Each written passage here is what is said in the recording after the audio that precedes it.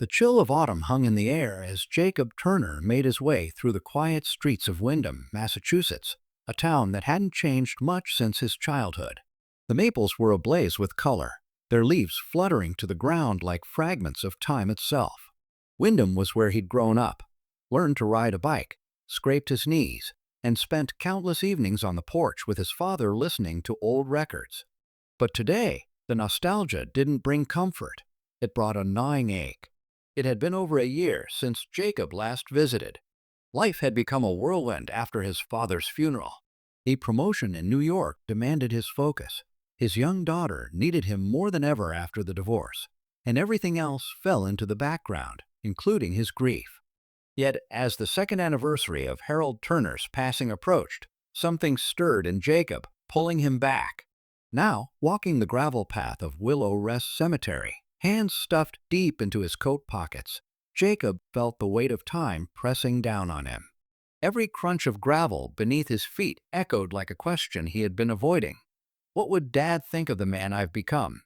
The sky above was a slate gray, clouds shifting slowly as if even they mourned. He passed the familiar markers, names and dates etched in stone, each with its own story. Some were polished and new, others barely legible, overtaken by moss and memory. And then, finally, he arrived at his father's grave. A simple gray headstone stood beneath a towering oak. The wind rustled its branches gently, scattering amber leaves across the ground like offerings. Jacob knelt before the stone, brushing away a few damp leaves. The inscription was plain but dignified. Harold James Turner, 1947 to 2023, beloved father, loyal friend, devoted husband. Jacob stared at the words, his eyes misting over. "Hey, Dad," he whispered, the words barely escaping his throat. "I'm sorry it took me so long to come back." In that moment, the past and present seemed to blur. He wasn't just visiting a grave, he was confronting everything he'd buried inside. Guilt, regret, love, longing. And as the wind settled and the cemetery quieted, Jacob had no idea that what came next would change everything. The cemetery lay still, cloaked in a quiet so deep it almost felt sacred. Only the occasional rustle of fallen leaves stirred the silence, a reminder that the world outside continued to move even as this place stood frozen in time. Jacob remained kneeling at his father's grave, his fingers tracing the worn letters on the headstone. The chill seeped into his skin, but he didn't move. This moment, this small act of remembrance, was all he had left to give. "I miss you," he murmured, his voice barely audible above the wind. "More than I ever thought I would. I thought I'd be stronger by now." A sudden gust of wind passed through the trees, stronger than before, as if stirred by something unseen. It wasn't violent, but it felt deliberate, like a breath drawn in by the world itself. Jacob glanced around, sensing a strange shift in the air. The birds had gone quiet. Even the leaves that had been dancing moments ago now lay motionless. The silence became unnerving. Then came the voice. Faint, soft, familiar. "Jacob!" Jacob froze. The sound had been no louder than a whisper, carried gently on the breeze. But it was unmistakable. That voice, it belonged to his father. He stood up slowly, his heartbeat quickening. His eyes swept the landscape. Empty. No footsteps in the gravel. No shadow among the stones. Just rows upon rows of graves and the gnarled arms of trees stretching toward the gray sky. "Hello?" he called out, louder this time, his voice cutting through the silence like a blade. "Is someone there?" No response. He turned in a slow circle, scanning the edges of the cemetery. His rational mind screamed for logic. Maybe it was the wind. Maybe it was grief. Maybe he was finally losing it. But deep in his chest, he knew the truth. That voice wasn't imagined. It was real. He took a cautious step back toward the headstone, confusion tangled with fear. "Dad?" he said, barely above a whisper. "Was that you?" The silence returned. Jacob laughed nervously to himself, a shaky exhale. "I must be exhausted," he muttered, trying to ground himself in reason. "Just tired. That's all." But just as he turned to leave, He heard it again, this time closer. Jacob, son. His blood ran cold.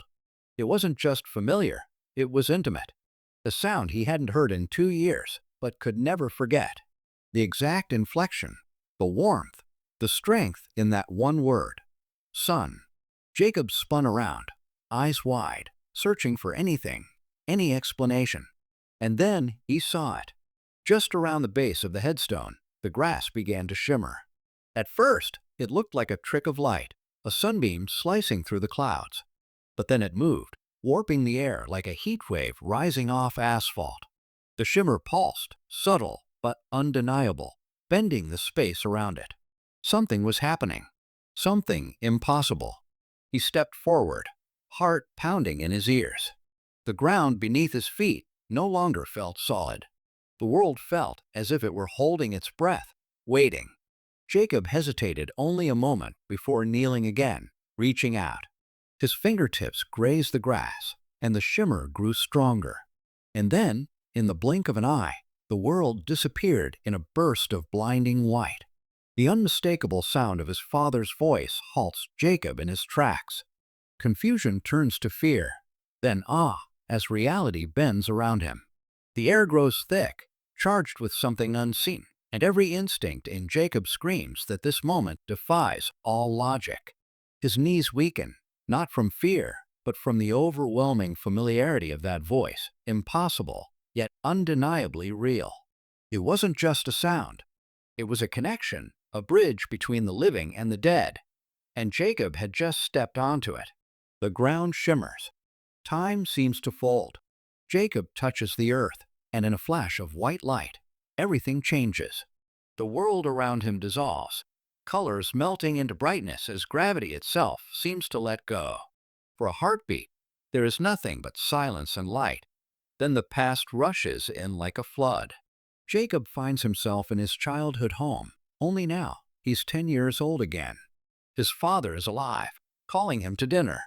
The scent of home-cooked food and old wooden floors fills his senses, grounding him in a place that feels both distant and familiar.